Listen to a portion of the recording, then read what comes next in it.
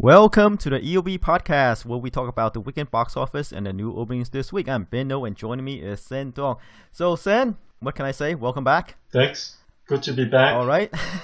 Again, you threw me off there. I need to keep you on your toes, right? I throw in one of these things once in a while to shake things up. Oh, right. Just so that I don't get too comfortable. Yeah, too complacent, Yeah. right? And everything else. Right. A zinger here and there. Yeah.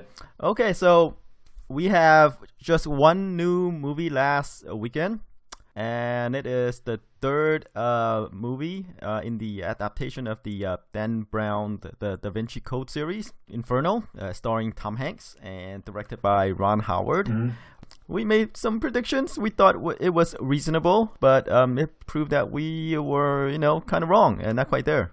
Yeah, but in our defense, it wasn't just us. It's most people in the industry were expecting bigger numbers from Tom Hanks' biggest franchise in his career. Right, this is his signature franchise, right? This is the character. I mean, if you can pin a character on him, this is it, right? This what is it Robert called? Langdon, Symbologist? cryptologist. A cryptologist? Yeah. I thought he was one of the symbologists, one who can like read symbols, ancient symbols. Same thing. Okay. But the weird thing is, box office wise, it's his biggest. But I think it's more of a Dan Brown thing than a Tom Hanks thing. Because I think most people in the industry, I don't think people would be like, oh yeah, Da Vinci Code, those Tom Hanks movies.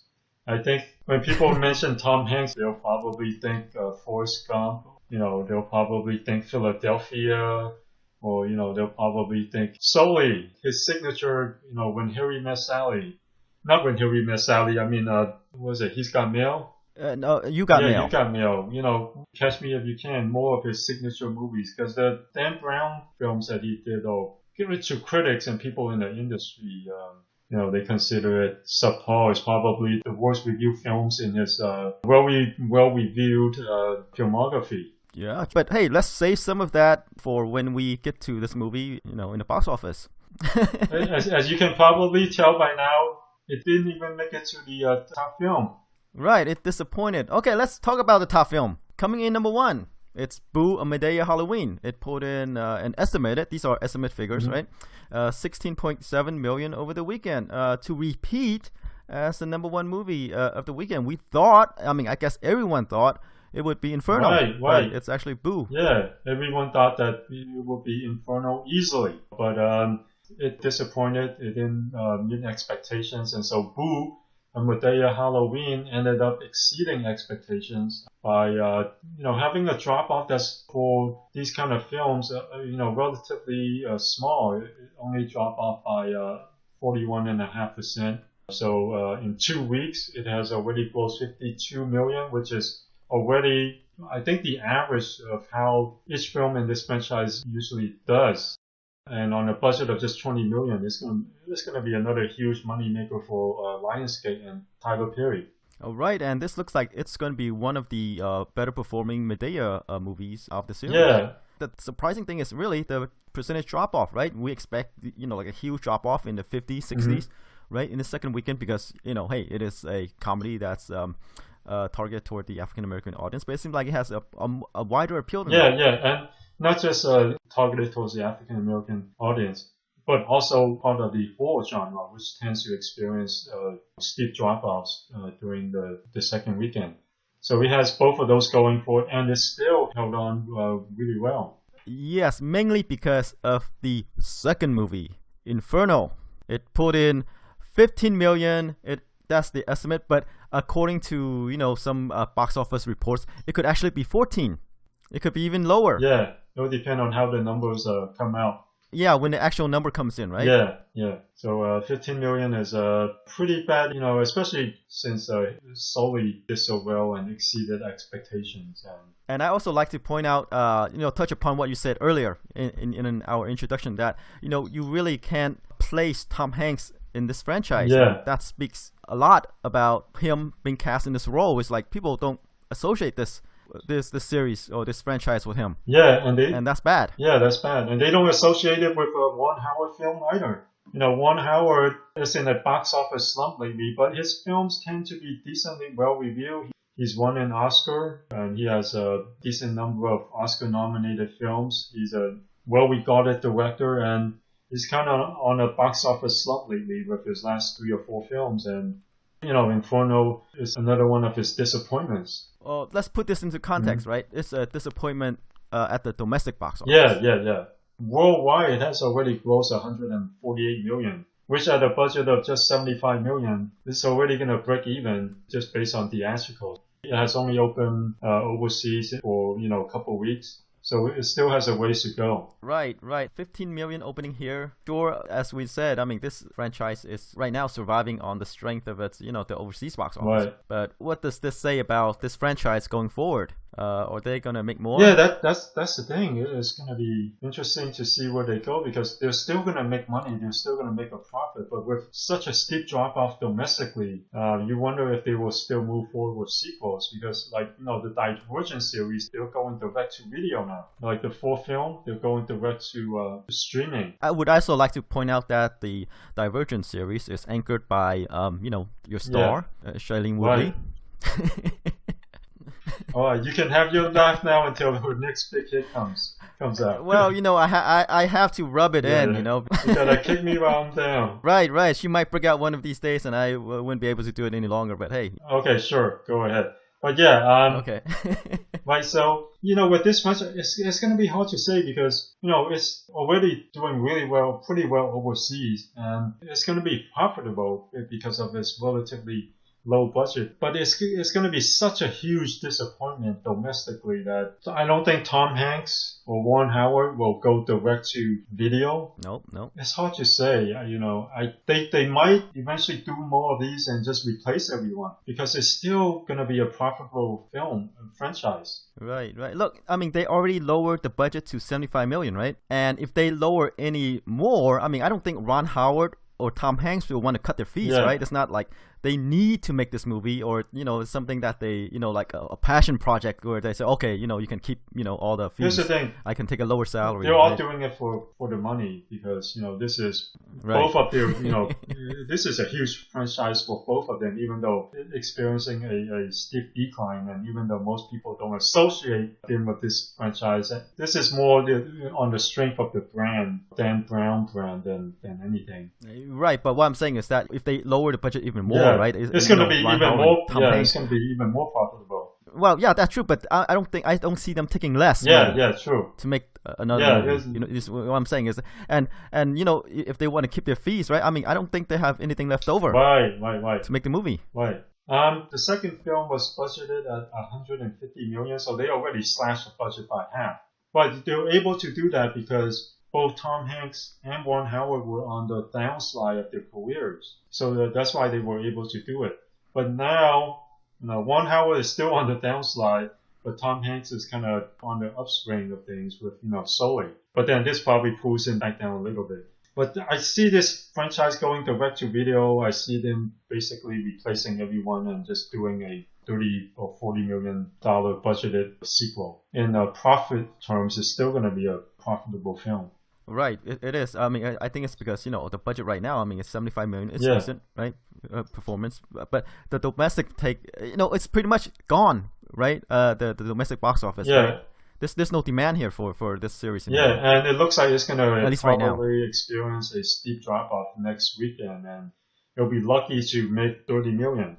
Well, yeah. So when it's all said and done. That's true. I was projecting. I predicted the movie to pull in 30 million because I thought, hey, Tom Hanks is on an upswing and enough time has passed since the last movie. And you say it would probably do open to 25 million, and we thought that's kind of like half the previous movie's take, but it did even way below that. No, it's not half of the previous. It's like only about 30%.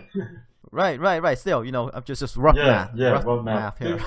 The idea is pretty low, always steep. Yeah. Compared to the previous films, a stinker, a bomb. But it's doing really well overseas. Sony's gonna make money on this. We might see sequels with all the stars replaced. Okay, so that's your take, and we'll see if that's what will happen, right? Right. But I think that's the last.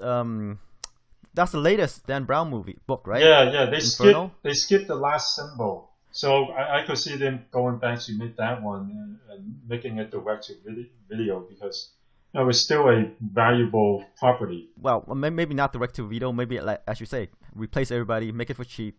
Yeah, they might replace everyone and just release it in theaters in international market, but then stream it domestically, because at this current rate, it doesn't look like anyone will even go to watch a theatrical release of another film in this franchise. In the U.S. Yeah. I mean, it opened to 15 million. It can only go down from here, and it just depends on how steep a drop at the second weekend. And so it's not even worth it for Sony to release another film domestically. But hey, right, just for completion's sake, they might release The Lost Symbol, stream it on Netflix, and then release it in foreign markets. Like we said earlier, they can lower the budget to 30 million and they'll be very profitable. That's true. And the next movie, if there is a next movie, really depends on the overseas market. And it seems to be doing okay overseas. Yeah. All right, should we move on to another disappointing feature in a franchise? Yeah, go for it. All right, and number 3 is Jack Reacher, Never Go Back. It did 9.6 million over the weekend, a steep drop of 58% from the previous weekend. After 2 weeks, it has already grossed almost 40 million at a budget of 60 million. At its current rate, it can make 60 million. The first film made 80. It's gonna, make about 20% or 25% less than the first film. When it's all said and done, it's still not a bad figure. Still not bad, but it's dropping off pretty quickly. Yeah, it opened well. It opened better than the first movie, but it's not holding up that well. The second weekend is It's the second weekend just disappointed. It dropped nearly 60%, and like you say, it's domestically, it's not gonna make what the first movie did. Yeah, and worldwide is at 94 million. We'll see if it continues to do well overseas, because the previous one did pretty well overseas. I mean, it did like nearly 200 million overseas. No, it did 138 million overseas. Worldwide is 208. Okay. Yes. All right. It still has a ways to go. We'll see whether or not it can get to what the original made. It could. Possibly the foreign market might make up for the drop in domestic revenue. For a lot of films, it has. So we'll see. Yeah, and I think with Inferno and Jack Reacher, right? I mean, the movies are reviewed worse. They're worse reviewed than the previous movies. Right. Yeah. So that's why we see the drop offs. Right. That we're seeing. But Jack Reacher is not doing nearly as poorly as Inferno. So yeah, with this one, if they do make it to around 200 million worldwide, I could see them cranking out another one, at the 60 million budget. Right, which it seems like they're keeping this movie, at that budget level, around 60 million. Yeah.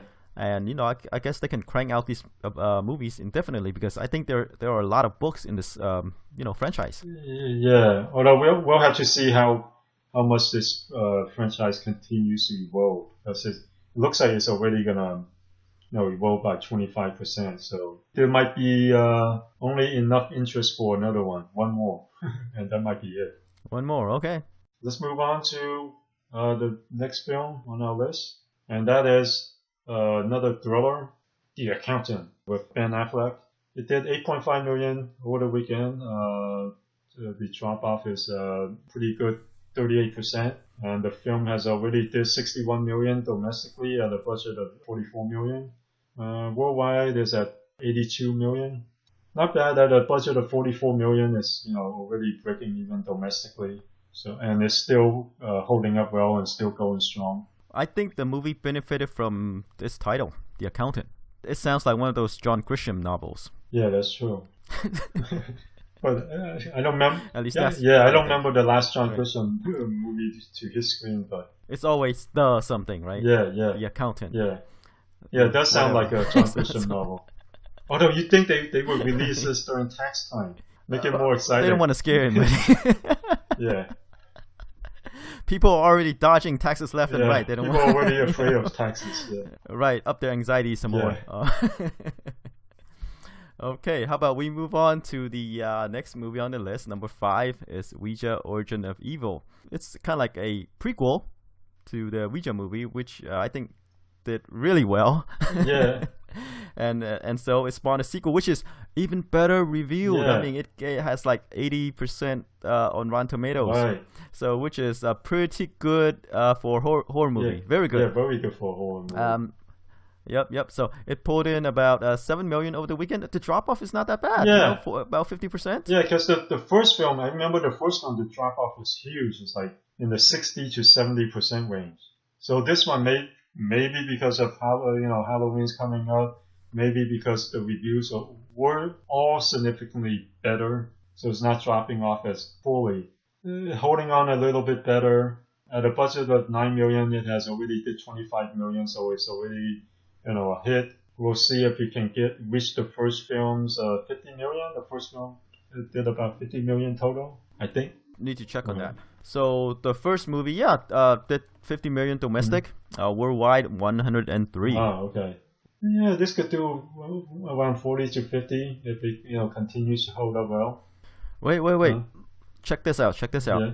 So I just take a look at the first movie's box office week by week, right? Yeah, I think it opened to first movie, 20 or 25, right? No, it opened to about 20 million, right? But the drop off, the second weekend is only 46%. Oh, really?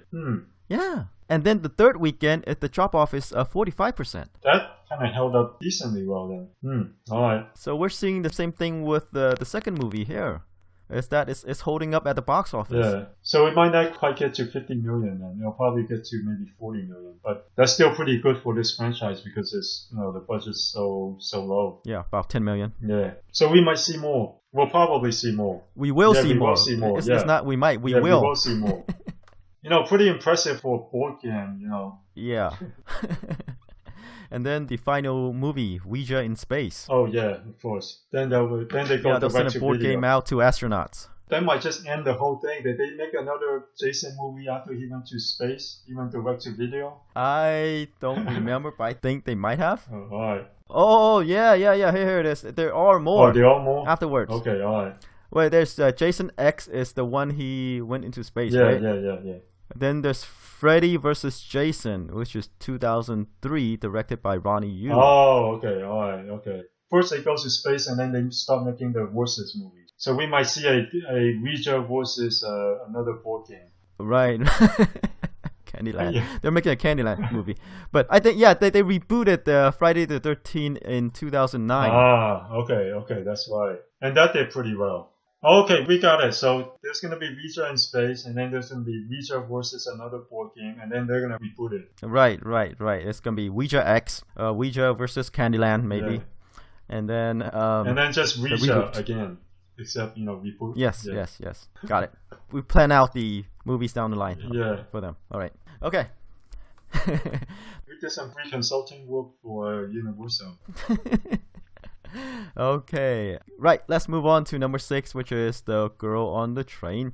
It pulled in about 4.3 million over the weekend. This is already in its fourth weekend. Mm-hmm. So domestic gross right now is only about 66 million. Yeah, at a budget of 45 million. This is what they call a modest hit. The worldwide figure. Go ahead, take on the worldwide figure. 122 million. Which is surprising to me because I thought it might not play that well overseas, but it seemed decent. I think sex sells everywhere, especially in Europe. Europe, they're used to like films of orgies and stuff, and in Sweden they have nudity on TV. This is actually tame to them, I think. Okay. They might show this on television without cuts. That's true. We're more uptight here. Yeah. But I guess given that it is based on a best-selling novel that's released last year, right? It's kind of a little bit disappointing. Oh, you think so? Yeah.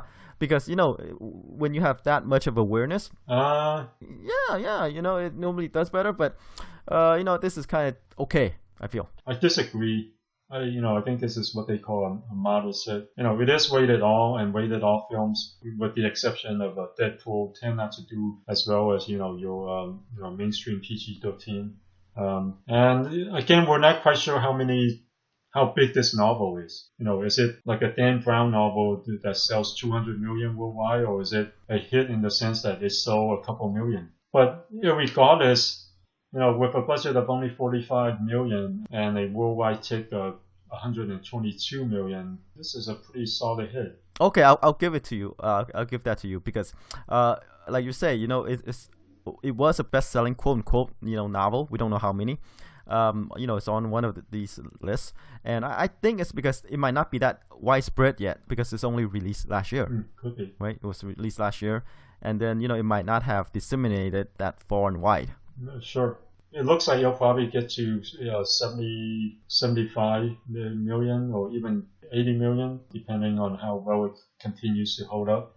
And I think that's a pretty solid hit for a film that's budgeted at just 45 million. Oh no, I'll say I agree with you, but I say there's this extra element that given the awareness of the movie. Okay. Yeah, You think because it's based on a bestseller, it should make a little bit more. Like Gone Girl. Yeah, there's more awareness. Yeah. There's more awareness to this movie, so that's what I'm saying. In that context, it's kind of disappointing. All right. But if it's taken by itself in a vacuum, it's doing great. Yeah. Right? All right. Let's move on to another film based on a novel, right, or book. Miss Peregrine's Home for Peculiar Children on its 5th weekend. It took in about 4 million. It continues to hold up well. The drop-off is only 33%. It has grossed nearly 80 million domestically. The budget is 110. The worldwide figure is at 243 million, which makes this a legitimate worldwide hit, although not a film that will make Fox huge profits, but it'll break even and give them a couple million extra. But since this is a family film, it'll probably do really well on home video, and that's probably where they're gonna make most of their profit. Yeah, and do you think this movie will get to about domestically 90-95? You think that's where it's gonna close? Oh, it could get there. Yeah. Probably around there, yeah. So which is pretty decent, yeah. It's pretty close to its budget, and worldwide it continues to do well worldwide. If it gets to 300 million worldwide, they might crank out a sequel. Will they? Is there another book in this series though, or is it a series, or is this like a one-off book? I don't know. I think it might be a series. But regardless, right? If there's money to be made, even if there isn't a sequel to the book, they'll make another movie. Yeah, sure. And the reviews, on half bad, 64% on Rotten Tomatoes. Not up to the caliber of Tim Burton's classics, but decent. Right. Okay, so we'll see if there is a sequel in the works or in the cards for Miss Peregrine's Home for Peculiar Children. I'm sure people will ask about it. Yeah, when it gets close to 300 million, they'll probably start throwing out sequel ideas. All right, something to keep an eye on. All right. 300 is the magic number, I guess, for this particular movie. All right, let's move on to the next film on the list. At number 8 is Keeping Up with the Joneses at 3.4 million. After 2 weeks, it has grossed 11 million, so not good. Well, it's there for you to take. No one is keeping up with the Joneses, right? Yep. It didn't open well. The second week, even the drop off is only about 38%. It still only pulled in about 3.4 million. So yeah. Yeah, and the reviews were horrible, 21% on Rotten Tomatoes. I think everyone involved would like people to just forget it. Well, people will forget it in a couple months. Well, who knows? I mean, it's one of these movies which could do well on home video. Because could. We'll see, but it's a laugher, right? It's a laugher. Yeah. And, I don't know. Just people not they're all things that's cult classics. People might discover it on home video. Yeah. I don't think this is one of them. Yeah. Right. Who knows, right? I mean, when Wonder Woman comes out, people might want to check out Gal Gadot's other movies. Yeah. Sure. Maybe. I think the people were thinking of that after Batman v Superman. But so far, Gal Gadot movies that follow that film hasn't done well at all. They were all disappointments or bombs. So we'll have to see. Yeah. Gal Gadot could be one of those actors like Charlize Theron. Who might be, I guess, too good looking for her own good. Yeah, so she might have to make herself look worse and pull off like a monster. Well, I mean, she at least have to look like normal people, right? Right. So she's an actress and she's supposed to fill these roles. I mean, maybe she haven't gotten that role yet. Yeah, maybe. And I don't think Wonder Woman is it. Even though that might raise her stature a bit. It might be. I don't think that's. It might be. Who knows? Yeah, who knows? Might be. We'll see. Right, and hope it's not a stinker as the rumors are making out to be. Yeah, the great thing about WB's slate of DC films so recently They don't have to be well reviewed to do well. Yeah, I mean, the expectations are already low, and they always meet that low expectations. I think Suicide Squad exceeded probably everyone's expectations. Yeah, the thing about Suicide Squad is like everybody who watched it. I mean, the opinions that I read, right? It's like, it's not that great of a movie, but box office wise, it seems like it's doing very well. Yeah, I can't really reconcile that. Yeah, that's the thing. It's doing nearly as well as Batman v Superman. Sure, that film disappointed. People were thinking it would do better, but no, I don't think anyone would have guessed that a side, spin-off type film like Suicide Squad would do, that kind of number. But hey, it did. Everyone's thinking maybe it's just a strong brand. Could be, because like I said, there's the box office, and then there's all those people who saw it and say, that movie is trash. Yeah. But then how do you explain the box office? Sure, I mean, people will watch it for whatever reason, right? And Margot Robbie's Harley Quinn is, I guess, one of the bright spots in the movie. Right. And then, of course, it can't hurt with Will Smith, but there's the originality factor too. There's no other comic book movie like it. Okay. Yeah. All right. I guess that's it. Yeah. But we'll see once when we see I'm sure there's a Suicide Squad in the works. Yeah. And we'll see how that will do. I mean, that movie will, I guess, we'll know. Yeah, right. Enough about digression. Let's move on to number 9, Storks. It did 2.9 million over the weekend. It continues to hold up steadily. The drop-off was only 30%. It has grossed 68 million, which is close to a 70 million budget. Worldwide, it's at 161 million. Like we said in previous weekends, it's going to be a decent profit maker. But I'm sure people will forget about this film in a couple months. But hey, it'll make money for WB. Yeah, like you say, they might make another sequel because, hey, why not? Yeah. Okay, you want to take number 10? Sure. Thanks, Ben. I'm going to have trouble with the title. Is this a Bollywood film? I think it is a Bollywood film. Let's check. Since we have the internet on, we'll actually show our audience of 2 or 3 all the robots that we actually spend a little bit of time. Or us listening to it ourselves. Yeah, I think it is a Bollywood film. All right, take us in. Okay, at number 10 is a Bollywood movie, Dil Hai Mushkil. Okay, awesome. Let me YouTube this. Okay, let me give you my take. Okay, it's Dil Hai Mushkil, kind of like that. That sounds exactly like mine. It is. That means it must be right. Right. Okay, so it did 2 million over the weekend on 300 theaters. The per screen average is 7,000, which is about the same as Boo and Madea Halloween. And like we have seen in previous podcasts, films from Bollywood tend to open decently in the US. They tend to open in the 200 to 300 theater range, and they tend to pop up in on the top 10. And on a per screen basis, they all do pretty well. Not much we can say. It's a one of these Bollywood romances, and it's doing, I guess, Bollywood numbers at the domestic box office. All right. Anything else you want to say, or should we move on to the new releases? Should we mention Moonlight? Oh, go for it. Well, it didn't debut, but I guess it expanded to like 30-something theaters. So what is Moonlight? Give us an overview of the movie. All I know is it's a very well-reviewed film. 99% on Rotten Tomatoes, and I heard about it on Twitter, and it's on people's list as one of the top films of the year. A lot of critics' lists, and it's expanding, and it is expected to be part of the award season. Yeah, so it's a drama about a black gay teenager. Yeah, okay, so he's like struggling with his identity, and other things. On a per screen average basis, it's actually the highest of the weekend. It's making 25,000 per screen. This is its second weekend. It has grossed about 1.5 million, and it looks like they're going to continue to expand it. And it might be one of those films that eventually, creeps up to the 40 to 50 million mark. I've already seen it on my Twitter feed. A decent amount of critics have already, mentioned that, hey, it's the best film of the year.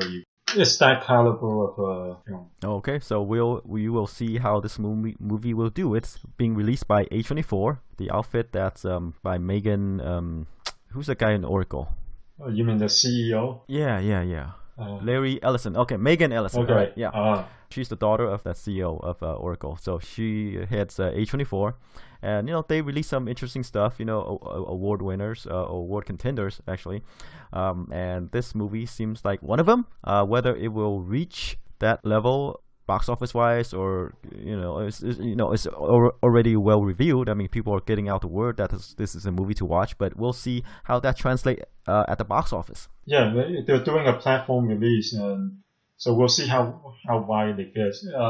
The initial increase in theaters is pretty good, 25,000 per screen. We'll see how it does maybe in the upcoming weeks when it gets to the hundreds of theaters, and then I think if that does well, then they'll go release it wide. But they might go really slow on this just to let the word of mouth reach people slowly. You're right, because the subject matter, it's really kind of a barrier to its box office performance. So we'll see. Right. Okay, should we move on to this weekend's films? Yeah, sure. So this weekend we see a return to studio stuffing the box office or the theaters with new releases. We have about 3 wide releases. We have Doctor Strange, Hacksaw Ridge, and Trolls. I guess we can start off with Doctor Strange. Right. It's getting great reviews on Rotten Tomatoes, 90%. It looks like it's going to be another Marvel masterpiece. 90%, is one of the better reviewed comic book movies. Well, I shouldn't compare it to Suicide Squad, but a lot of critics have said that this is very different from other films in the Marvel universe. This is more, I guess the word they're using is psychedelic. All right. a film that after taking I never taken it, but after you've taken some mushrooms or similar types of pharmaceutical drugs. That's very specific there, Sam. Yeah, basically, a very different looking film, but in a good way. They said that, hey, visually is, one of those total force visual films that, you should definitely catch on IMAX and find the best quality screens you can find. Like we said, in the Marvel universe, they make one of the reasons why they can, not just Marvel, I guess, the superhero movies, one of the reasons why they can continue to crank these out and they continue to do well is it's a whole genre in itself, like the Marvel universe, comic book movies. They make comedies, they make family films, they make romances, and this is like, another superhero movie, but it's, the visuals are very imaginative and different, unique. Right. Like with the Captain America movies, those are political thrillers. Yeah, right. Except everyone's really buff. Right. Works out at the gym 8 hours a day. Right. Yeah, so we have Doctor Strange here, right? This is one of their character. Doctor Strange is, deals with magic and the magical world. Yeah, kind of like deals with the supernatural, deals with parallel universes, which is kind of like when Ant-Man is kind of the opposite of Ant-Man. Ant-Man is more like physics in the atomic level. Well, this is more physics in the cosmology level, multiple universes and different dimensions and right. That sort of stuff. Yeah. Right. Ant-Man is a heist film, right? Right. And a family film. Yeah, that guy can string. Yeah, and still it's about breaking in, somewhere and stealing stuff. yeah, but it's done kind of like the Honey, I Shrunk the Kids, essentially. Right. So this movie stars Benedict Cumberbatch as the title character. He's a Cumberbatch. Yeah. Okay, Cumberbatch as the title character. All right, I'll call him Benedict. Right. So he plays a doctor. How about BC? At some point, How about we just do BC? Right. Okay, sure. BC. We're that close to him. Who I guess suffered some injuries, and he went on a spiritual trip, right? To find himself. He was one of these very arrogant jerks. Person. Yeah, jerks. He thinks he's smarter than everybody else, and everyone is inferior to him. And then he has this. Wait, he was a physician, right? Physician. Oh, surgeon, yeah. Yeah, surgeon. But the thing is, like, he thinks that he's better than anybody else. He's smarter than anybody else. It's like one of these arrogant jerks, Yeah, right? yeah. And then I guess he suffered the loss of his hands, because of some accident or whatever, and then he couldn't do what he does anymore, Right. And then he go on this, journey to find himself, and I guess ended up at a mountain somewhere, and hey, he's find himself the successor of some, all-powerful magic. Right. Yeah, so it's about a guy who finds redemption by taking in some spiritual journey in Asia. Yeah, and then discovering that, hey, the world is actually bigger than what he thought it was. Right. He has this very limited worldview, Mm-hmm. and then, his mind expanded by taking this journey, right? Yeah, or mushrooms. Yeah. This is an allegory. Okay, all right. We don't. It's a family film. They don't want to put mushrooms in. All right, okay. Even though people who saw it knows that it's pharmaceuticals are involved. All right, okay. But hey, look at the cast, right? Yeah. Benedict BC, call him BC. Yeah. Tilda Swinton, who has some controversy there casting her. It's supposed to be an Asian character of origin, right? And they cast a white woman. Right. And then there's Chiwetel Ejiofor, Rachel McAdams, Mads Mikkelsen. Look, it continues. Great actors, very Marvel's. Yeah. Like you said, it continues Marvel's trend of casting Oscar caliber actors in the films. Yes. I mean, before Disney took over Marvel's, right? They would cast like some bodybuilder. They just pull off the streets. Right, but now they're pulling these like Oscar caliber actors, into these main roles. Benedict Cumberbatch, a well-regarded actor, just like Robert Downey Jr. He was a well-regarded indie actor. They put them in these roles, and it works really well. Yeah, I mean, you take the movie seriously, right? You cast pros here, and you'll get your return more often than not. Right. And it's directed by Scott Dickerson, who did the Sinister movie. Who did The Day the Earth Stood Still, The Exorcism of Emily Rose. Okay. And more recently, Delivers from Evil. Yeah, so a bunch of genre films. Interesting choice there, though, because he seems like kind of a generic director. Marvel has not only been casting like indie actors or actors who can win Oscars, but they also cast indie directors who make experimental, challenging movies. With this one, I guess they feel like they got all the indie actors. They might as well get a generic director. Well, I hope he's not listening. Well, he won't. I can guarantee. Yeah, true. True. Maybe like, you call me generic? Yeah, the thing about Marvel is that, as we heard, right, they kind of have control, even though, regardless of the director, they kind of control the movie from afar, right? That's what we heard. That, you do what they want you to do. Or you get the axe, like the Ant-Man person. Right.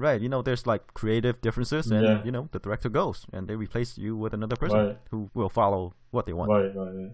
And so far, it's working for them. I mean, Doctor Strange, 90% on Rotten Tomatoes, so one of Marvel's better reviewed films. Okay, let's get down to some numbers. We talk a lot about the movie. Let's talk numbers. Okay, so it has already opened worldwide, overseas. It pulled in about 87 million so far. Okay. Just one weekend, right? Yeah, doing very well. Yeah. But we're talking about the domestic growth, Okay. domestic opening right now. So it's doing well. That means there is awareness, there's demand for the movie. People want to watch it. Because right now the Marvel brand is very strong. They would slap the Marvel name on any movie and they'll probably do well, right? So what do you think? I'm feeling 65. I know it's kind of high for this season, but that's what I'm feeling. 65. You're actually low because I read that some industry analysts are saying that it could open 80 million plus. Ooh, wow. Okay, I'm actually. It's tracking to do 80 million plus. All right. But I'm with you. Okay, I'm with you. All right. I'm glad you're with me. All right, 65 then. Okay, we both have a 65 because I think it's because of the season we're in. We're in the fall. We're just off Halloween's. I'm not sure if this movie, because look, Ant-Man is a new property, right? Just like Ant-Man. Yeah. Doctor Strange is a new property. It opened to 57 million. Guardians did way better with 94 million. That's the opening. Right. People say, industry analysts or the tracking numbers suggest like 80 million plus for this movie, but I don't know. I'm with you. I'm saying 65. Yeah, because of the seasons that we're in. But I wouldn't be surprised based on great reviews. But because of the season we're in, and but I guess we can say that about a lot of Marvel films after the big guns like X-Men, and even Iron Man was considered a second or third tier brand in the Marvel universe, and all those open world. So we can't say like, hey, Doctor Strange is a third tier brand in the universe, but yeah, as we said in previously, right? Regular people, audience, moviegoers who are not into comic books don't know. Yeah, they don't know. Probably don't care, right? Yeah, and because of the great brand that Marvel has developed, and because the reviews have been so great, and it has done so well overseas. I read that it is only open to like half of the territories overseas, and even despite opening in just half of the territories, it did 87 million, which is really good. Both of us are saying it's 65, but we could be, like you said, we could be low. Right. But hey, that's what we're going Right. with. So wouldn't be surprised if it made more, but that's based on our experience and our knowledge. 65 million. Our professional assessment. Right. All right. How about we move on to Hacksaw Ridge? The movie is directed by Mel Gibson. It's either a World War I movie or a World War II World War movie. It's II. about World War II movie. Stars Andrew Garfield, aka Spider-Man. Sam Worthington, Teresa Palmer, Hugo Weaving, and it's about a doctor who's very religious, and he don't want to kill anybody. He refused to carry a gun on the battlefield. And he's ostracized and rejected by his teammates. Yeah. So and get beaten up, roughed up because they think that because he's unwilling to kill, he didn't have his back. But he proved his worth by saving people. Right. It's an interesting premise. Yeah. Someone who wants to go to war just to save people and refuse to carry any weapon, firearms, going into the front line.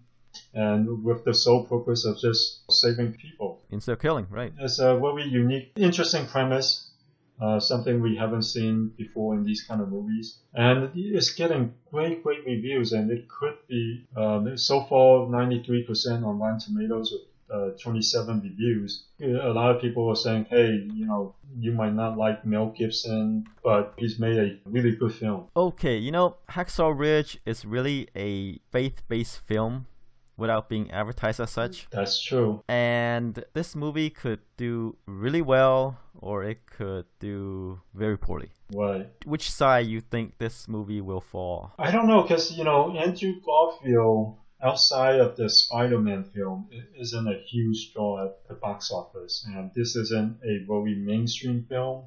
And, Doctor Strange will suck in most of the audience. Older people may want to watch this. But, with Andrew Garfield, some younger people might see it. And it's so well reviewed. But going against Doctor Strange, I'm thinking 10 million? I am just a little bit below you. I'm thinking 8. Like I said, this movie could do really well because it's a faith-based film. If that group comes out in force, it could do better, way better. Yeah. And this is a contrary to some of the previous handful of faith-based films that were horribly reviewed. This is actually really well reviewed, and stars Oscar caliber actor, and a previous Oscar-winning director. Yeah, like you said, it could be one of those films that are under the radar. We could be low on this. Right. Just like on Doctor Strange. Yeah, it has the potential to make more because the type of film it is and the potential to appeal to a certain demographic who might turn out to this movie because they might not be interested in Doctor Strange. Right. All right. Should we move on to the third film? Completely different. Trolls. It's an animated feature from DreamWorks based on those toys, right? I think so. It's a musical, kind of like, I guess, Happy Feet or Frozen. So there's a lot of singing, but I think more like a Happy Feet than Frozen. It stars the voice talents of Justin Timberlake, Gwen Stefani, Anna Kendrick, Zoe Deschanel, even James Corden. The reviews are, not bad so far, 78% after 41 reviews. The trailer looks, very colorful, very bright. Looks like the kind of film that will appeal to kids. I'm thinking 20. How's that? 2025. They can't all do well, right? It's Halloween weekend. Yeah, and they're up against Doctor Strange. But, DreamWorks, their films tend to open, at least in the mid-20s. Yeah, I think right now, Trolls opened overseas. I guess not everywhere. It's pulling in 30 million. Oh, that's not bad. Oh, no, 62 million about. Wow, that's pretty good. How long has it been? I'm not sure. 1 week or 2 weeks? Probably 1 week. Oh, that's really good for a week.